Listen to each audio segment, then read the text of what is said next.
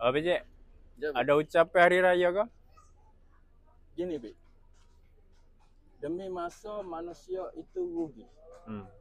Maksudnya, kalau Bejek nak ucap selamat hari raya, rasanya ramai dah orang ucap, Bik. Selamat hari raya, selamat hari raya ni. Tapi Bejek nak share satu benda penting, Bik. Mari dulu. Okay. Bejek tengok YouTube. Saja tengok. Ada seorang orang Indonesia, Bik. Okay. Dia bela burung. Burung kereta.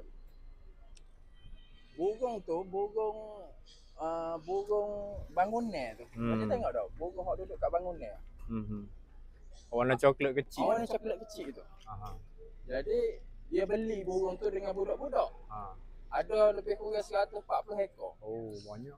Jadi yang peliknya burung tu dia letak dalam sangkar. Okay. Kemudian dia pergi ke dia panggil apa, sawah. Bendang. Dia buka burung tu terbang. Terbang. Kemudian dia buat burung tu mari ke dia. Banyak ke 140 ekor mari. Saya tengok pelik video ni. Dia makan. Jadi sambil dia duk kecek-kecek tu. Lah saya tak pakai mic, Bik.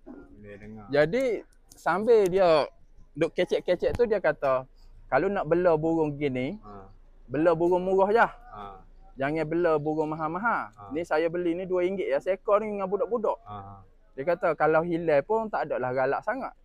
Tengah dia duduk gitu tu mata dia macam video dia kalut gitu. Mata dia mari mula dengan peluh-peluh. Dia kata Allah kena makan kucing seekor. Dia kata ni sebab saya salah kecek saat ni ya. Dia kata setakat hilang seekor pun tak rasa galak. Allah tunjuk terus. Dia kata ni sebab saya kecek gitu ni. Saya macam tertangkap, Bik. Ilmu Allah bagi. Maksudnya, Bik, kita ambil contoh mu dengan Faridah, Bik, dengan bini mu. Dulu tak boleh duduk sekali deh. Macam mana mu boleh duduk sekali?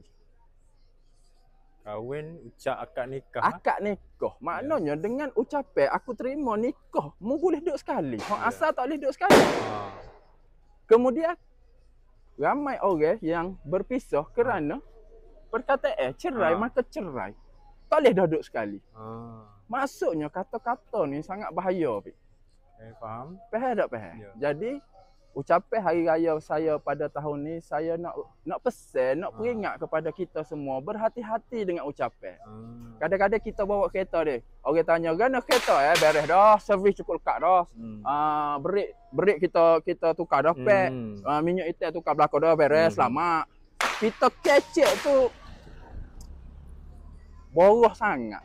Allah ujiah kereta rosak, kemalangan.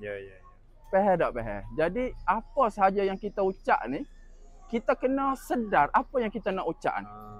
Jangan tak sedar.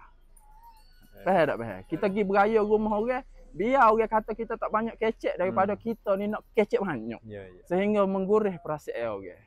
Jadi, kami dari Fikir Bandar ingin mengucapkan Selamat Hari Raya. Maaf zahir dan batin.